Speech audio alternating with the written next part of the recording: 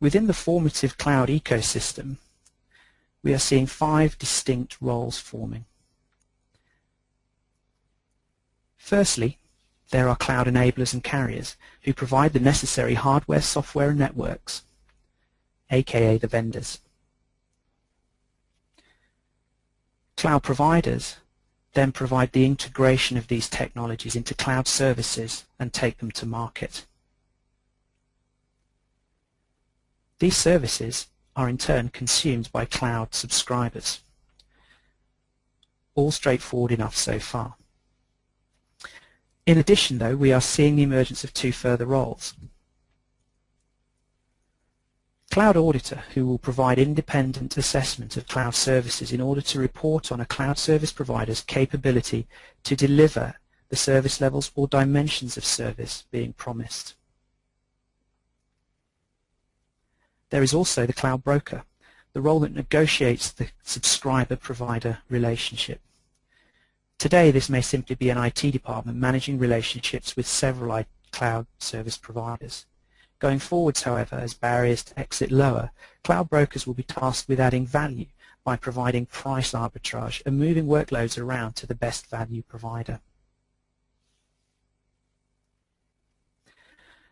So I hope in this first section of the webcast I've convinced you that a cloud service is something specific and different from a vanilla virtualized environment hosted in an off-premise data center, that it can be defined by 5 key characteristics, 4 service models, 4 deployment models, 5 roles, and the nature of the applications it is designed to support. So why is it happening now?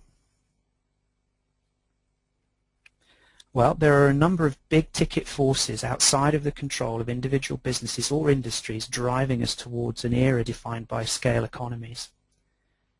These include, but are not limited to, the continued global financial uncertainty. Until recently, this was focused on the US and the prospect of a double-dip recession there.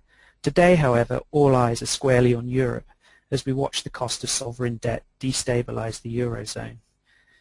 Needless to say, the implications are serious, and so it has put the availability of IT funding under extreme pressure, with IT organizations being asked to do the same or more with less. The cloud can help here, as it enables IT organizations to turn more of their costs from fixed costs to variable costs and provide that tighter linkage between revenue and costs. This is based, of course, on the assumption that demand for IT is linked to business demand and attracts incremental revenues. I've experienced the case where demand for IT was not linked directly to revenues and had begun to seriously erode profits. In this case, it is the business model that needs attention.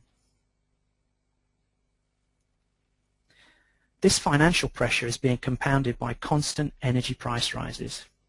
A study by the Renewable Energy Foundation suggests this trend will continue and become particularly severe around 2016 due to mainly a material global shortage of gas as it becomes the fuel of choice for power generation.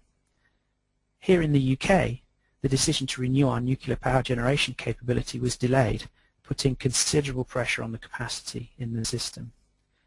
Clean coal is not attracting too much investment as it is expensive to establish.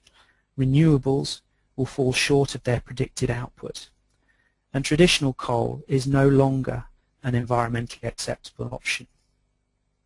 Because at the same time, we have finally agreed that we are responsible as a species for global warming and climate change.